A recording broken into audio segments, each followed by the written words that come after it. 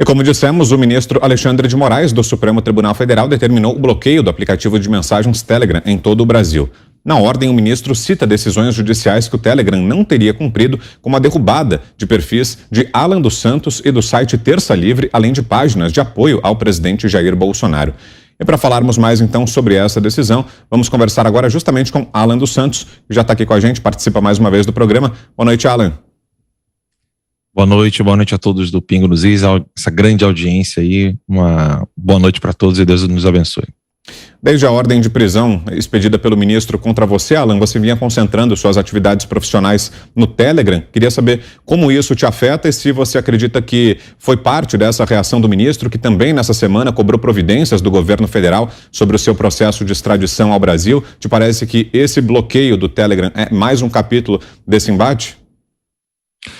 Olha, eu vejo muito como cortina de fumaça, né, do Alexandre de Moraes, porque ele está o tempo todo rasgando a Constituição brasileira. Eu não sou indiciado, eu não tenho foro para estar no STF.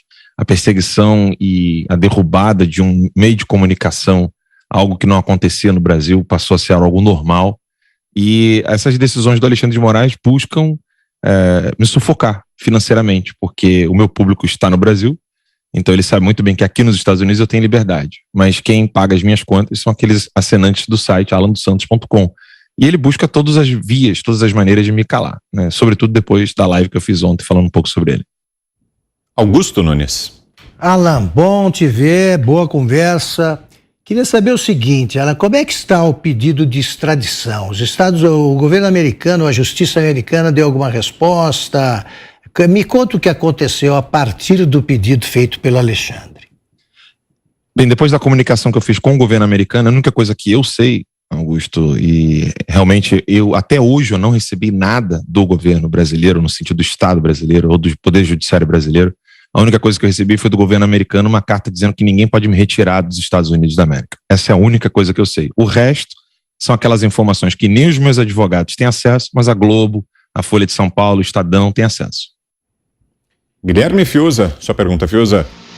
Boa noite, Alan. Nesse caso, quer dizer, a decisão do ministro Alexandre de Moraes de determinar o bloqueio do Telegram no Brasil, ela traz condicionantes para a revogação dessa própria decisão e aparentemente todas ou a maioria são ações em relação a contas ligadas a você.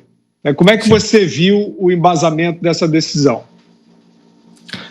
Enfim, não tem nenhum embasamento jurídico, né? Nós estamos diante de uma atrocidade que nenhum jurista pode argumentar de modo são e racional, né? Infelizmente, todas as decisões do Alexandre de Moraes passam apenas pela vontade dele.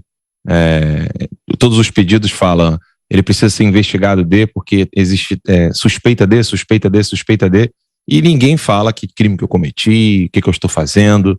E é isso que está acontecendo no Brasil. Infelizmente, nós temos um ministro usurpando o poder da mais alta corte do país. E eu gostaria de lembrar aqui o que a Suprema Corte uma vez disse para o ex-presidente do Chile, o Piñera, né? Que acima deles não tem ninguém. O Piñera chegou na época, inclusive, a falar assim, então só Deus? E eles ficaram em silêncio. Parece que é isso, né? Parece que nem mesmo Deus pode parar o Alexandre de Moraes. Mas ele esquece que Deus existe, ele não sabe disso.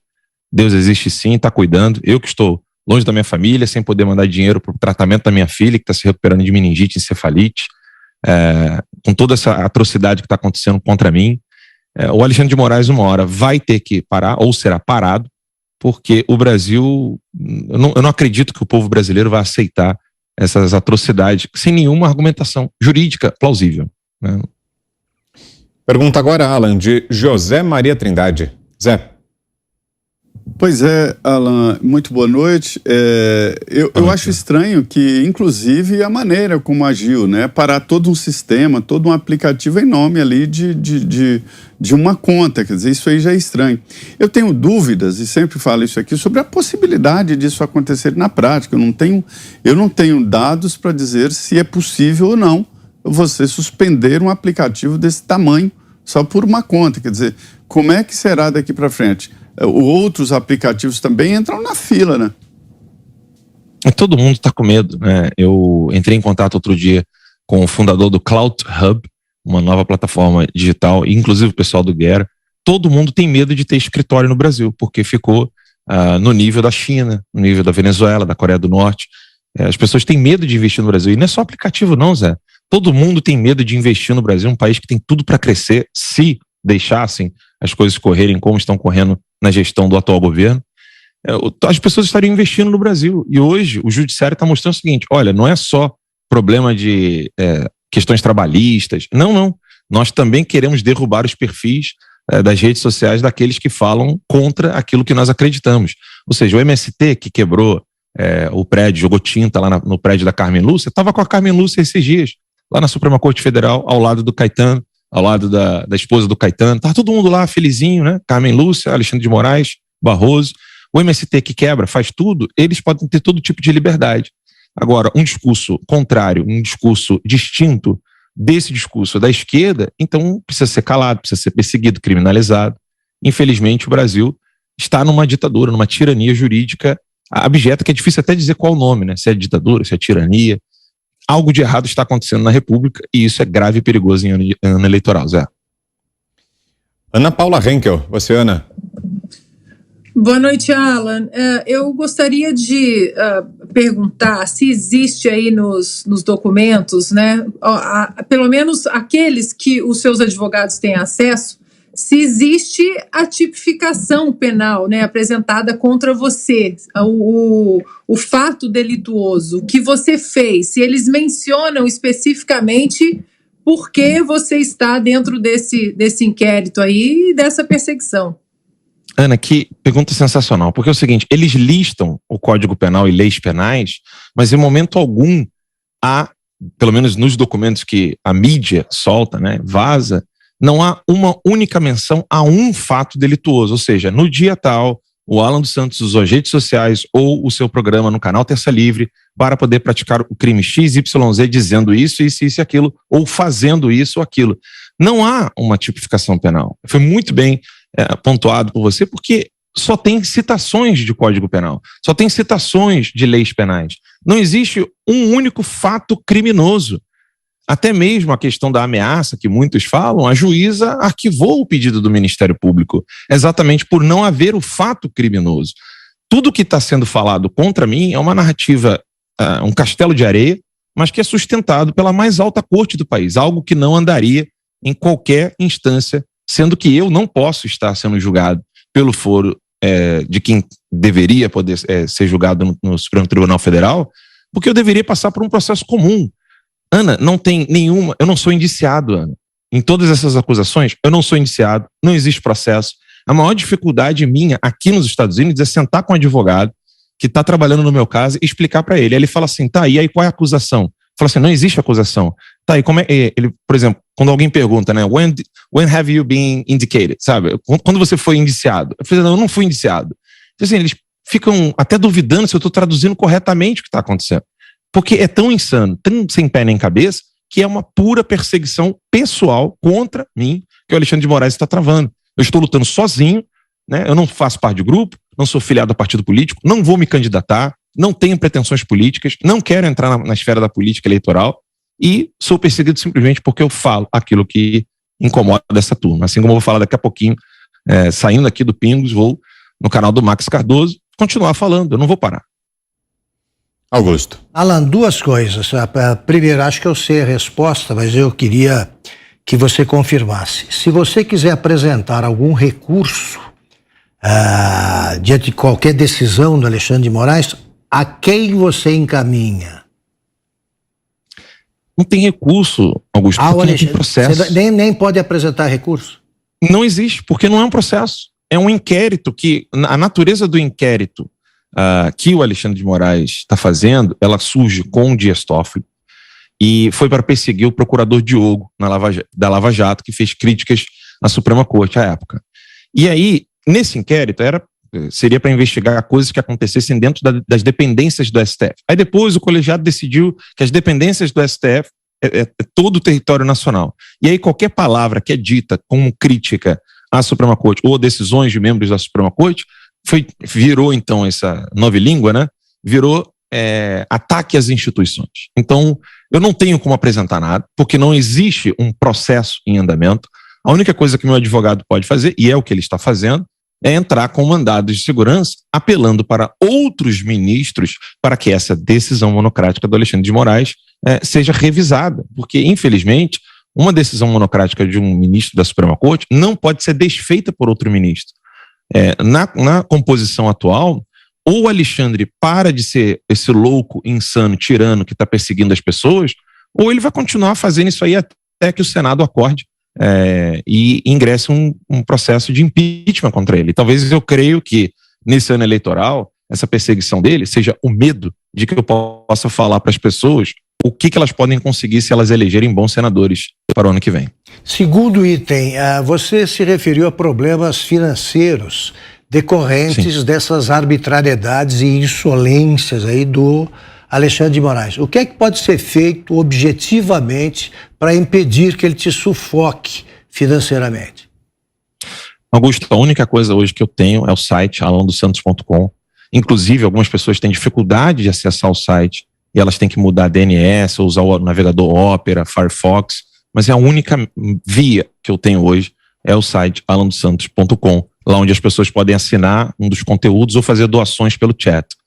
Do contrário, Augusto, eu não tenho outra via, eu estou em outra casa, vocês podem perceber que aqui é diferente, tem menos luz, porque eu não podia mais pagar a casa que eu pagava antes, e nem sequer posso pagar remédio, terapia da minha filha que está se recuperando de meningite e encefalite. Agora, essa turminha de jornalistas da esquerda, eles estão, para eles dane-se, né, se eu estou passando por isso. O que importa é censura, eles estão celebrando a censura. É óbvio que eu não esperava que os jornalistas de esquerda se sensibilizassem com essa questão toda. O que me espanta, Augusto, é que realmente algumas pessoas ainda não entenderam o que está em jogo. Eu só tenho o site alandosantos.com para poder sobreviver e continuar fazendo meu jornalismo, enquanto o Alexandre de Moraes manda derrubar toda a conta que eu faço nas redes sociais para alcançar as pessoas. Fiuza. Alan, como foi a manifestação da Interpol diante do pedido do ministro Alexandre de Moraes para a sua extradição?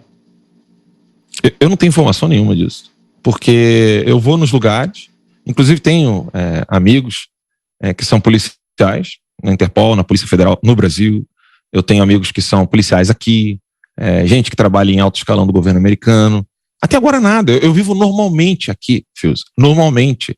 Eu inclusive chego a brincar aqui, falando com as pessoas, porque o lúdico, nessas situações de sofrimento, elas são importantíssimas, né? Até o Victor Frankl fala isso, né? Que fazer piada em momentos difíceis foi o que sustentou muitas pessoas no campo de concentração nazista.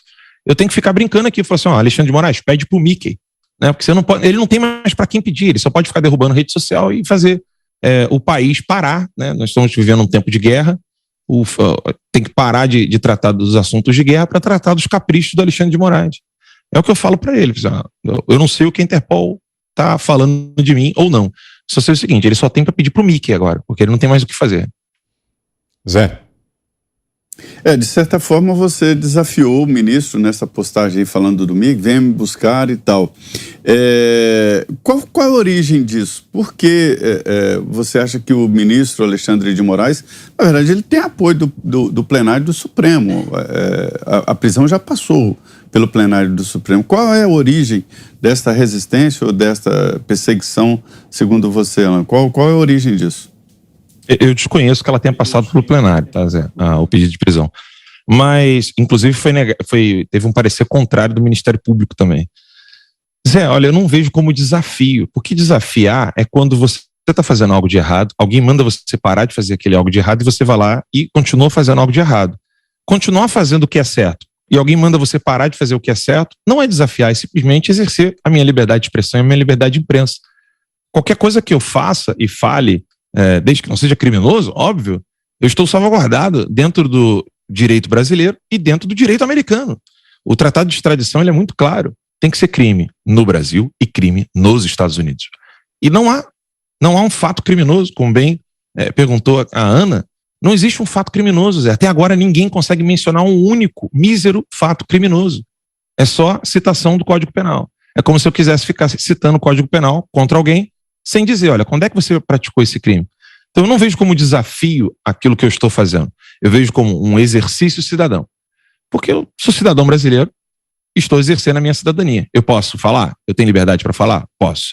Eu tenho liberdade de expressão? Tenho. Eu tenho liberdade de imprensa? Tenho. Tudo isso está garantido por lei? Está. Eu estou fazendo isso? Sim. Onde há desafio nisso? Ana.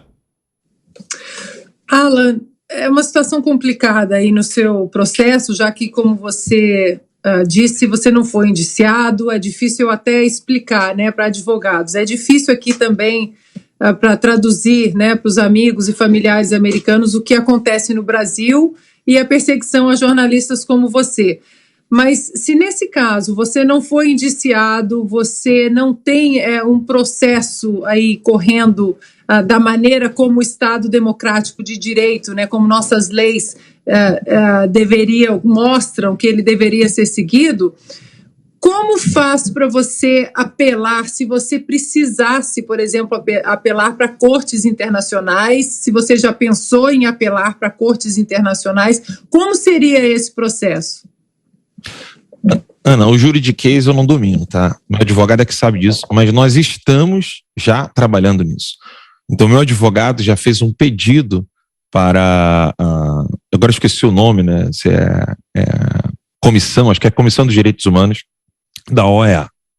Então, ele já fez o pedido, porque antes de entrar com um pedido de processo na OEA contra o Alexandre de Moraes, de violação dos direitos humanos, isso precisa passar por uma comissão.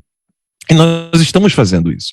O Alexandre de Moraes já está sendo alvo de pesquisas e investigação de denúncias contra os direitos humanos, porque na minha situação o que há é uma clara violação dos direitos fundamentais. Eu não posso falar, né, e se eu falar, ele diz que eu estou cometendo crime. Agora, quando qualquer pessoa pergunta, Alexandre, qual é o crime que eu estou cometendo, ele é incapaz de dizer. Ele e a doutora Denise da Polícia Federal. Nós estamos recorrendo a cortes internacionais, mas o processo é lento. Isso demora e o Alexandre conta em querer me desidratar, fazer com que eu fique absolutamente sem dinheiro, até mesmo para poder pagar advogados. Fiuza. Alan, como é que você está vendo assim o contexto político, né, disso? É claro que você se tornou aí um alvo escolhido, arbitrário, uma espécie de um bode expiatório, né, para se fazer política. A gente está no ano de eleição.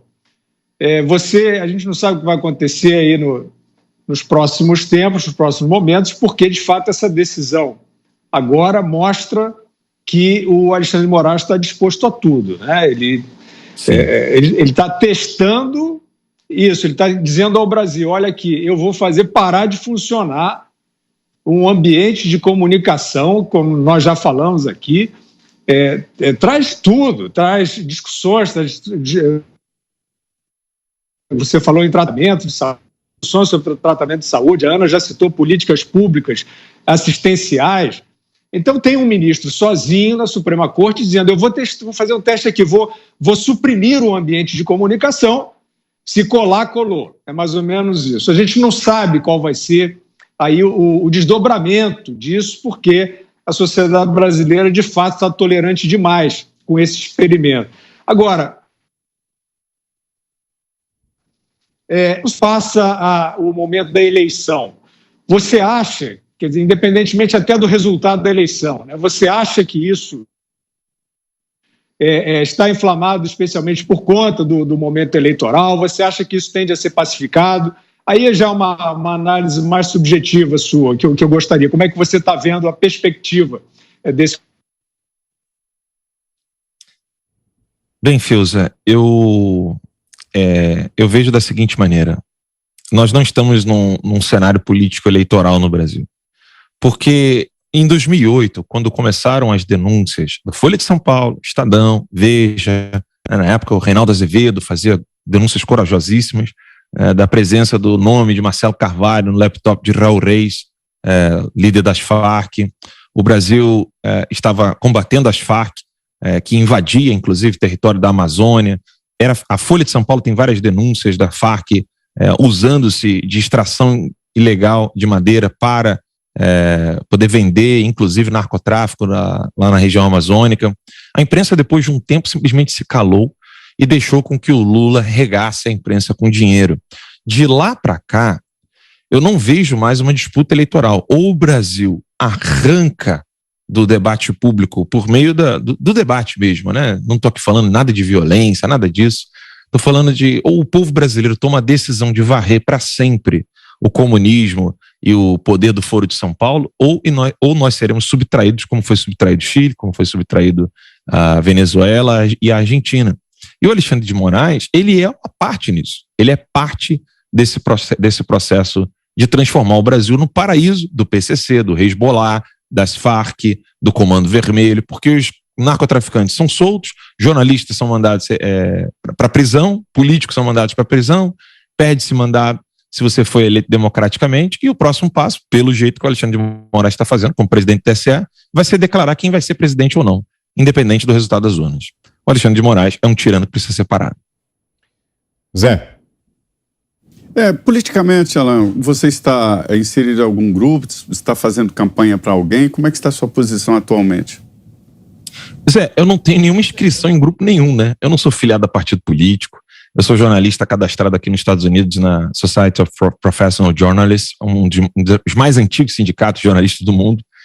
Eu sou jornalista e, óbvio, vendo o cenário político brasileiro, eu tenho que pensar no quê? Em novembro, desculpa falar isso aqui, mas é necessário, em novembro, um traficante foi foi baleado, foi parar no hospital. Aí lá no hospital, isso no interior da Bahia, o grupo rival chegou lá, degolou a cabeça do cara, deixou o corpo lá e foi embora. Como jornalista, eu preciso ter uma escolha política para dizer, gente, isso aqui é um absurdo. No caso dos 3 meninos que morreram em Belford Roxo, uma atrocidade, um troço horroroso, só porque eles parece que tinham roubado uma gaiolinha. Eu preciso ter uma identidade política para dizer para as pessoas, gente, isso aqui é uma barbárie, isso aqui é um horror. Como no caso do menino que morreu com um tiro de arma, foi morto com arma de fogo no interior do Pará, numa tribo indígena. Depois cortaram o corpo do garoto todo em pedacinhos, deixando o fígado e o coração e jogando o resto do corpo no fundo do rio com um pedaço de pedra. Eu preciso ter um lado político para dizer para as pessoas que isso é um absurdo? Não. Agora, a esquerda precisa ter um lado político, né? Os jornalistas de esquerda, eles precisam ter assim, um compromisso, inclusive partidário, com certos políticos para poder abafar isso que eu acabei de falar aqui para vocês, esses fatos que são horrorosos. Quando eu falo aqui para o pessoal em inglês, tem gente que custa acreditar que isso está acontecendo num país como o Brasil. Então, eu acho que se nós queremos lutar contra o narcotráfico e temos pela primeira vez um presidente que, de fato, cita a Sagrada Escritura, é temente a Deus, está querendo fazer o que é certo, fica naquele sufoco do Congresso, tendo que dialogar com o Centrão, tendo que fazer o país andar. Eu preciso ter um lado político para dizer o seguinte, olha, eu prefiro o país sem roubo, sem criminalidade, sem corrupção, caminhando para frente, temente a Deus. Eu acho que para isso não precisa de filiação e nem lado político, Zé. Você, Ana? Bom, Alan, então, partindo desse seu comentário, e você que é tão que entende bastante a política americana também, né? Agora temos as eleições de midterms nos Estados Unidos no final desse ano. O que você acha que pode mudar nos Estados Unidos em relação à liberdade de expressão, já que nós vimos nos últimos 4 anos aí também uma caça às bruxas também, né, na nação mais livre do mundo, na nação mais próspera do mundo. Você vê essa relação do que acontece aqui nos Estados Unidos com o Brasil, tanto no campo político, mas no campo social, no campo cultural.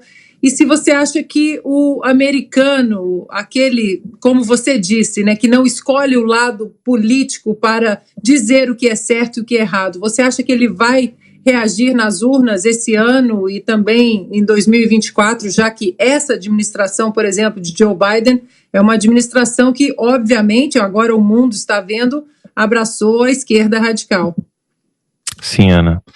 É incrível, né, até você mencionar isso, né, que ele abraçou a esquerda radical, porque muitos jornalistas no Brasil não sabem da existência do CPUSA, né, que é o Communist Party of the United States. Quem quiser depois dar uma olhadinha no Road to Socialism, que é a carta do Partido Comunista dos Estados Unidos, é a mesma carta do Partido Democrata, ou seja, não é teoria da conspiração nem aqui nem lá na China. Bem, Ana, você sabe muito bem, o povo americano é muito menos politizado até mesmo do que o povo brasileiro. O número de estados e o número, inclusive, da população que fica ali naquele swing states, né, que vai para um lado, vai para o outro, é enorme. E as pessoas estão começando a perceber. O número de pessoas que estão vindo para cá, para a Flórida, de outros estados que são dominados pelos democratas, é enorme.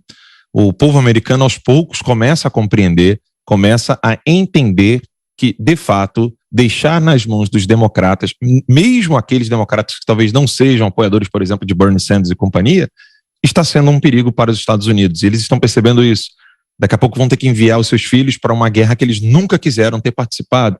Então, cada vez mais, a força do Partido Republicano, sobretudo uma parte do Partido Republicano que é mais pró-Trump, tem aumentado cada vez mais. A direita americana tem crescido politicamente exatamente por causa dessas políticas, o preço do gás, da gasolina, né? Fala gas aqui, acabei falando gás, mas o preço da gasolina que sobe sem parar aqui nos Estados Unidos, e não é culpa do governo brasileiro, antes que alguém diga, depois que o preço da gasolina aqui nos Estados Unidos está subindo por causa da culpa do Guedes ou coisa do tipo, o povo americano está começando a acordar, está começando a compreender que não se trata de uma questão política eleitoreira, mas se trata de patriotismo e de defesa da nação.